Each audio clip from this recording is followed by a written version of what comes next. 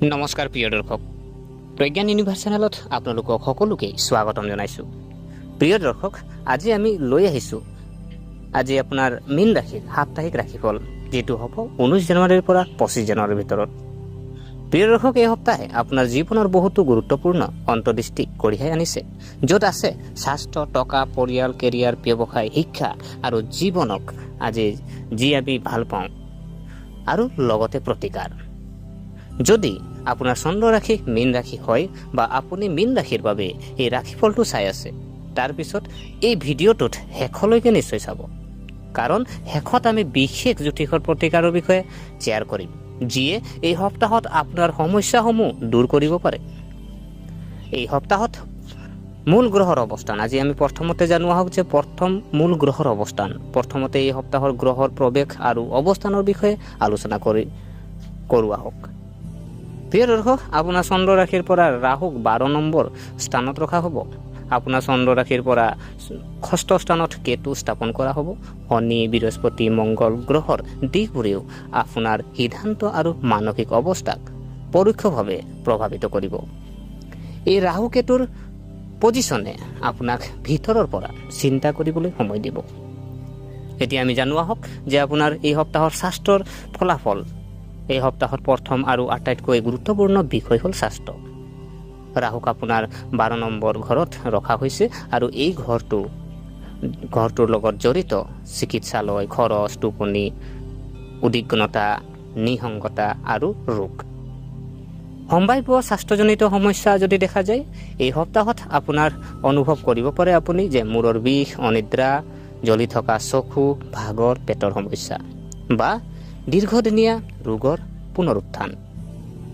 বিশেষকৈ ইতিমধ্যে ভুগি থকা যিসকল আমাৰ বন্ধু বান্ধৱী আছে, যেনে ধৰি লওক ডায়েবেটিছ, ৰক্তচাপ, মাইগ্ৰেইন, থাইৰয়ড বা মানসিক চাপ, এই সমস্যাত যিখিনি ভুগি আছে, এই সপ্তাহত অধিক সাৱধান হ'ব লাগিব।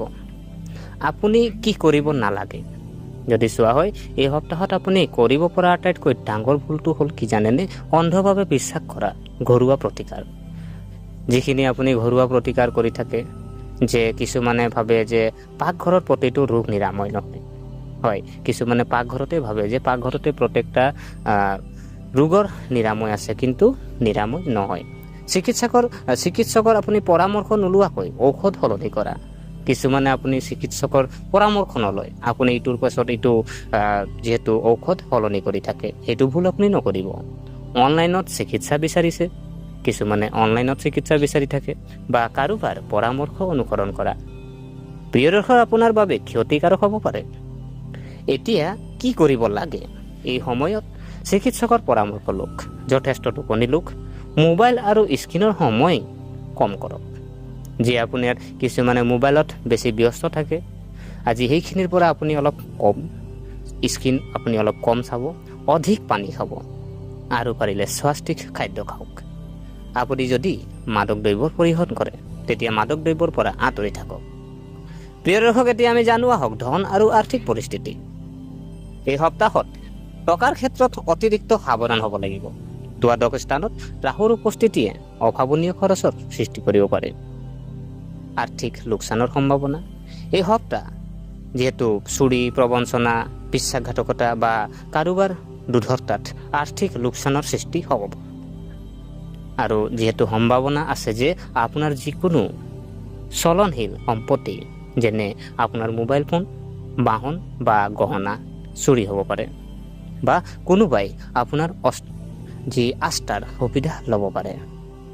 যদি আপুনি সাৱধান নহয়, যদি আপুনি নথি পত্ৰ পৰীক্ষা নকৰাকৈ টকা ধাৰলৈ দিয়ে, কাৰোবাক আপোনাৰ ATM পাছৱৰ্ড দিয়া বা অন্ধভাৱে কাৰোবাক বিশ্বাস কৰা, ক্ষতিৰ আশংকা বৃদ্ধি পাব পাৰে।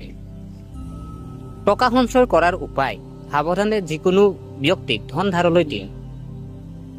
বিনিয়োগ কৰাৰ আগত পৰামৰ্শ লওক। অপ্ৰয়োজনীয় খৰচৰ পৰা আঁতৰি থাকক। অনলাইন জালিয়াতিৰ পৰা সাৱধান। প্ৰিয় দৰ্শক, এতিয়া আমি জানোৱা হওক পাৰিবাৰিক জীৱন। এতিয়া পাৰিবাৰিক জীৱনৰ কথা কওঁ। ভাল খবৰটো হ'ল যে কেতু আপোনাৰ 6ষ্ঠ ঘৰত ৰখা হৈছে, যিয়ে আনিব পাৰিবাৰিক বিবাদ, ৰাগ, মানসিক চাপৰ পৰা সকাহ, অধিক মানসিক শান্তি। ঘৰ আৰু সম্পত্তিৰ সম্ভাৱনা।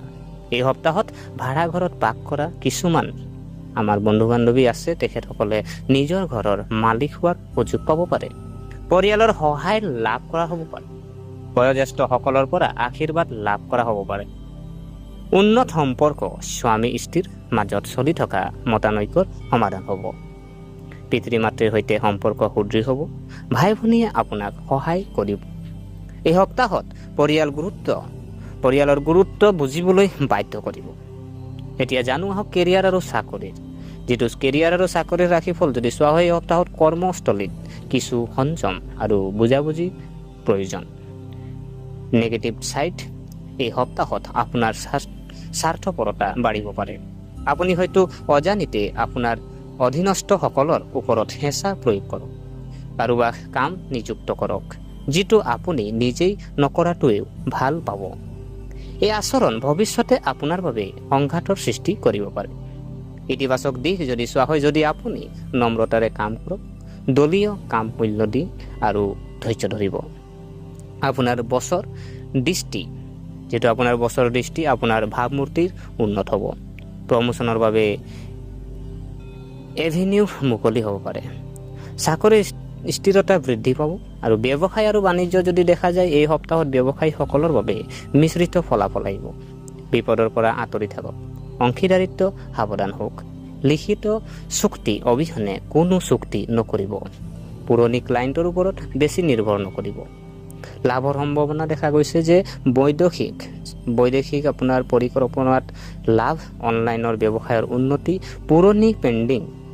পুৰণি পেণ্ডিং যদি পে'মেণ্ট আপোনাৰ আছে, তেতিয়া সেইখিনি লাভ কৰাৰ সম্ভাৱনা দেখা গৈছে। আৰু প্ৰেম জীৱন আৰু বৈবাহিক জীৱন যদি চোৱা হয়, এই সপ্তাহত প্ৰেমৰ সম্পৰ্কত কিছু আৱেগিক উত্থান পতন আহিব পাৰে।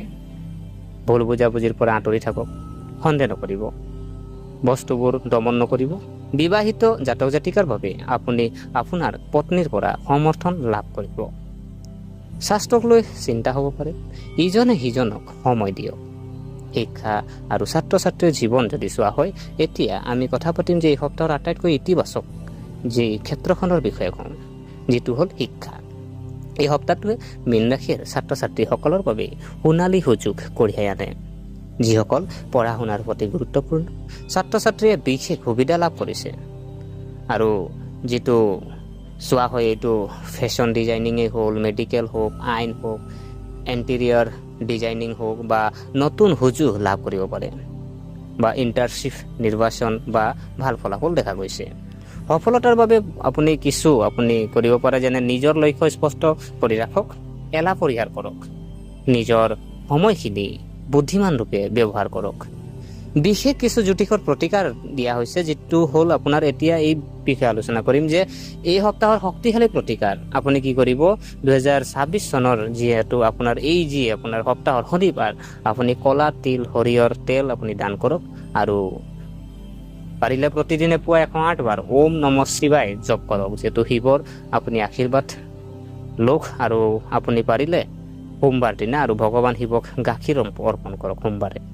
আৰু ৰাহুক সন্তুষ্ট কৰিবৰ কাৰণে আপুনি কি কৰিব, বৈ যোৱা পানীত এটা তামোল বহুৱাই দিয়ক। আৰু সপ্তাহৰ যদি আমি চাওঁ সামৰণি হিচাপে আমি গোটেই যদি চোৱা হয়, সপ্তাহটো কেনেকৈ যাব। স্বাস্থ্যৰ ক্ষেত্ৰত সাৱধানতা, বিত্তীয় ক্ষেত্ৰত সতৰ্কতা, পৰিয়ালত সুখ, কেৰিয়াৰত সংযম, শিক্ষাত সফলতা। এই সপ্তাহত আপোনালোকৰ বাবে সংযম আৰু বিচক্ষণতা আনিব। প্ৰিয় দৰ্শক, এয়া আছিলে যিটো মীন ৰাশিৰ সাপ্তাহিক ৰাশিফল। গতিকে আশা কৰিছোঁ আপোনালোকে ভিডিঅ'টো চাই ভাল পালে। যদি এই ভিডিঅ'ই আপোনাক কিঞ্চিত মানুহ লাভান্বিত কৰিলে, তেনেহ'লে ভিডিঅ'টো লাইক কৰিব আৰু যিমান পাৰে বন্ধু বান্ধৱীৰ লগত শ্বেয়াৰ কৰিব। আৰু আমাৰ কমেণ্টত আপোনালোকে ওম নমঃ শিৱায় কমেণ্টত লিখিব। আৰু আমাৰ চেনেলটো যদিহে আপোনালোকে ছাবস্ক্ৰাইব কৰা নাই, এনেই ৰাশিফল জ্যোতিষৰ ভিডিঅ' পাবৰ কাৰণে আমাৰ চেনেলটো ছাবস্ক্ৰাইব কৰি ৰাখিব। আৰু নতুন এটা ভিডিঅ'ত লগ পাম। গতিকে আজিলৈ আমি বিদায় মাগিলোঁ। ধন্যবাদ।